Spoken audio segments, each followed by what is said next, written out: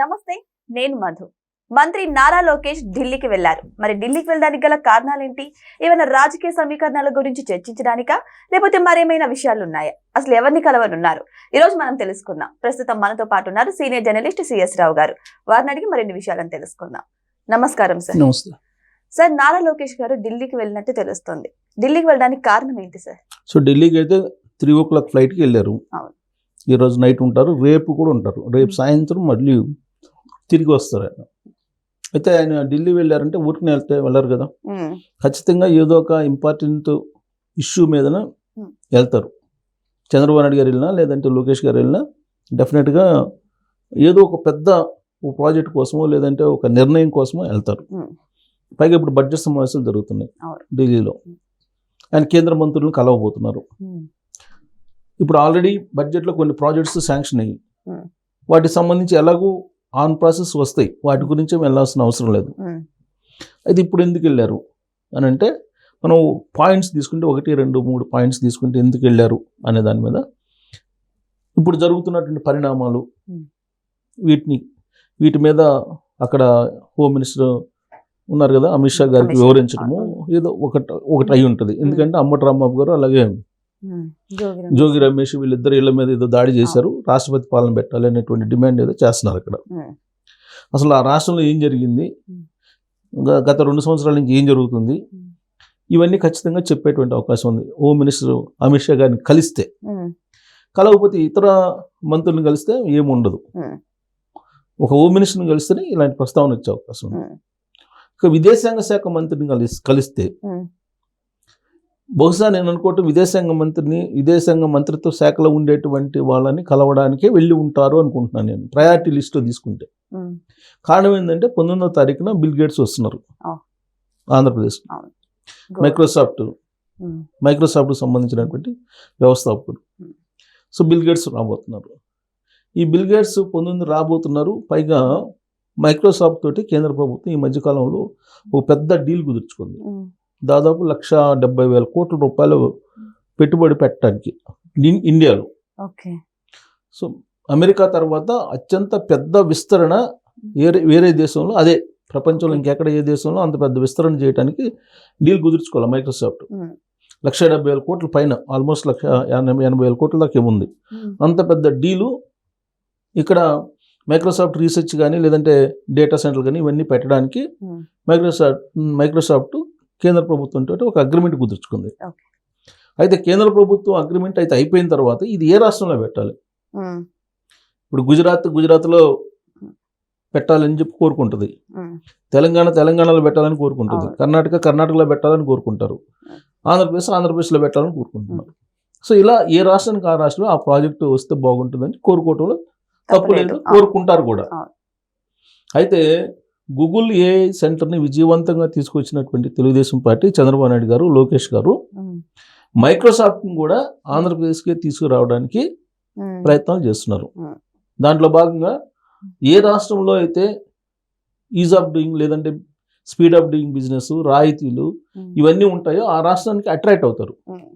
అయితే దీంట్లో కేంద్ర ప్రభుత్వం యొక్క ఇన్వాల్వ్మెంట్ కూడా ఉంటుంది. కేంద్ర ప్రభుత్వం సజెస్ట్ చేస్తే కనుక ఆటోమేటిక్గా ఆ రాష్ట్రంలో పెట్టుబడులు పెట్టడానికి అవకాశం ఉంది. ఇప్పుడు గూగుల్ ఏఐ డేటా సెంటర్ రావడానికి కూడా కారణం ఏంటంటే, గూగుల్కి సంబంధించినటువంటి కొన్ని నామ్స్ ఏవైతే ఉన్నాయో ఇండియాలో పెట్టడానికి, ఆ నామ్స్ ప్రతికూలంగా ఉన్నప్పుడు కొన్ని నామ్స్ని మార్చడానికి కేంద్ర ప్రభుత్వంలోని మంత్రులతోటి ఆ రోజున లోకేష్ గారు మాట్లాడి వాటిని సరిచేసిన కారణంగానే ఏఐ గూగుల్ డేటా సెంటర్ వైజాగ్లో వచ్చింది. సో ఇప్పుడు మైక్రోసాఫ్ట్కి కూడా వాళ్ళకి కావాల్సినటువంటి కొన్ని నామ్స్ లేదంటే కొన్ని అడ్డిల్స్ ఉంటాయి, వాటిని మార్పించడానికి లేదంటే అడ్డిల్స్ని క్లియర్ చేసుకోవడానికి లోకేష్ గారు ఢిల్లీలో ఒక లైజనింగ్ చేయడానికి ప్రయత్నం చేయడానికే ఈ టూరు ఉంది అనేది ఎక్కువ ప్రాధాన్యత ఇచ్చేటువంటి అంశంగా మనకి వినిపిస్తుంది. ఇంకొక విషయం ఏంటంటే సార్, ఇక్కడ మొన్ననే కదా పవన్ కళ్యాణ్ గారు ఢిల్లీకి వెళ్ళొచ్చారు, మళ్ళీ ఇప్పుడు నారా లోకేష్ గారు కూడా వెళ్తున్నారు. సో మళ్ళీ ఈ ముగ్గురు మధ్య ఏమన్నా అంటే ఆంధ్రప్రదేశ్ రాజకీయానికి ఢిల్లీ రాజకీయానికి ఏదైనా సంబంధం ఉండొచ్చా అని కూడా కొన్ని అనుమానాలు అయితే వ్యక్తం అవుతున్నాయి. ఉంటాయి, ప్రయారిటీ లిస్ట్లో ఉంటాయి. అదే నేను చెప్పేది, ఫస్ట్ ప్రయారిటీ, సెకండ్ ప్రయారిటీ ఇవన్నీ. ఇప్పుడు హోమ్ మినిస్టర్ని కలిస్తే ఏం మాట్లాడతారు, విదేశాంగ మంత్రిని కలిస్తే ఏం మాట్లాడతారు, అలాగే ఆర్థిక మంత్రిని కలిస్తే ఏం? ఈ ఆర్థిక శాఖకు సంబంధించి ఆల్రెడీ ఇప్పుడు కొన్ని నిర్ణయాలు తీసుకున్నారు బడ్జెట్ విషయంలో. ఏంటి, గ్రాంట్స్ అనేవి లేవు ఇక నుంచి, ఏ రాష్ట్రానికి సంబంధించిన ఆ రాష్ట్రమే మీరే పెట్టుకోండి అని చెప్పి. కానీ ఆంధ్రప్రదేశ్ అనేది కొత్తగా ఏర్పడినటువంటి రాష్ట్రం, రెవెన్యూ లోటు ఉంది, ఆర్థిక లోటు ఉంది. మరి అవి రీచ్ కావాలంటే చాలా టఫ్. ఆ విషయాన్ని అక్కడ ప్రస్తావించి ఎగ్జంప్షన్స్ తీసుకొచ్చుకొని ఆంధ్రప్రదేశ్ కొత్తగా ఏర్పడింది కాబట్టి, రెవెన్యూ లోటు ఉంది కాబట్టి, బైఫర్కేషన్ చట్టంలో కూడా ఉంది కాబట్టి దాన్ని ఆదుకోవడానికి వెనుకబడిన ప్రాంతాలకు ప్రత్యేకమైన నిధులు ఇస్తామని చెప్పి బైఫర్కేషన్ చట్టంలో ఉంది. పోలవరం ప్రాజెక్టు కానీ, లేదంటే అమరావతి నిర్మాణం కానీ, రాజధాని నిర్మాణం కానీ, వీటన్నిటికి సంబంధించి మాట్లాడుకొని ప్రస్తావించడానికి కూడా అవకాశం ఉంది, ఇది ఆర్థిక మంత్రిని కలిస్తే. ఇవి కాకుండా ఇప్పుడు ఐటీ శాఖ మంత్రి రైల్వే ప్రాజెక్ట్స్, ఆల్రెడీ రైల్వేలకు సంబంధించి కొన్ని ప్రాజెక్ట్స్ని అనౌన్స్ చేశారు. అయితే ఇంకొక బుల్లెట్ రైలుకి సంబంధించి కూడా ప్రస్తావన చేశారు వాళ్ళు చంద్రబాబు నాయుడు గారు. దాని గురించి రైల్వే శాఖ మంత్రిని కనుక కలిస్తే దాన్ని ప్రస్తావించేటువంటి అవకాశం ఉంది. ఇన్ని అంశాలు ఉన్నాయి, చాలా అంశాలు ఉన్నాయి.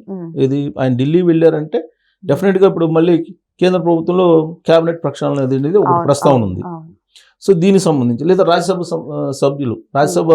సభ్యుల్ని ఎంపిక చేసుకునేటువంటి కార్యక్రమం ఉంది. అది 4 రాజ్యసభలు ఉన్నాయి.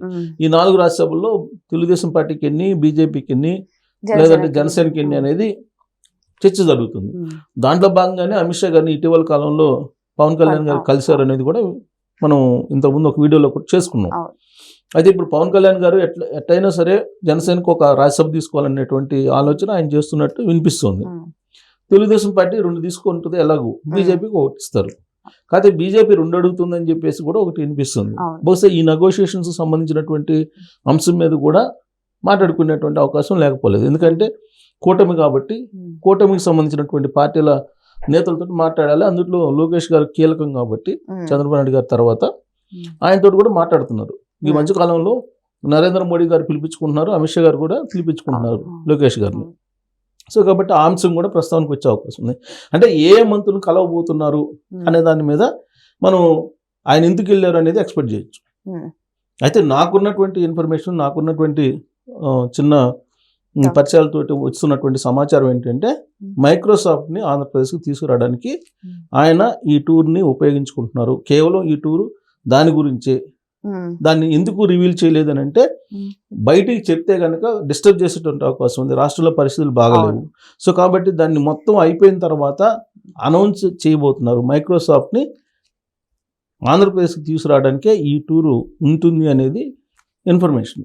సో కాబట్టి ఒక గుడ్ న్యూస్, లోకేష్ గారి టూర్ తర్వాత, ఢిల్లీ టూర్ తర్వాత, అంటే మరొక 24 గంటల్లో మనం వినడానికి అవకాశం ఉంది. సో ఏదేమైనా సరే నారా లోకేష్ గారి ఢిల్లీ టూర్ మధ్య మాత్రం చాలా సందేహాలు వినిపిస్తున్నాయి. అయితే ఇక్కడ వస్తున్నటువంటి ఈ అనుమానాల ప్రకారం మైక్రోసాఫ్ట్ కనుక ఆంధ్రప్రదేశ్ కి వస్తే మాత్రం డెఫినెట్లీ ఆంధ్రప్రదేశ్ కి తిరుగు మాత్రం ఉండదు. మరి వెయిట్ చేసి చూద్దాం నారా లోకేష్ గారు ఢిల్లీకి వెళ్ళిన తర్వాత ఎవరెవరిని కలుస్తారు, అక్కడ జరిగే పరిణామాలు ఏంటి. Thank you so much. Thank you sir.